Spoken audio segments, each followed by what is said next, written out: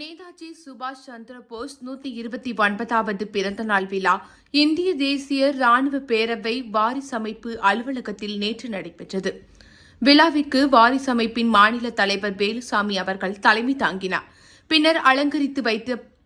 பின்னர் அலங்கரித்து வைக்கப்பட்டிருந்த நேதாஜி உருவப்படத்திற்கு மேயர் சன் ராமநாதன், துணை மேயர் டாக்டர் அஞ்சுகம் பூபதி ஆகியோர் மலர் தூவி மரியாதை செலுத்தினர். இதைத் தொடர்ந்து சுபாஷ் சந்திர போஸின் வீர வரலாற்றினை எதிர்கால இளைய தலைமுறைக்கு எடுத்துச் சொல்வோம் என உறுதிமொழி எடுத்துக் கொண்டனர்.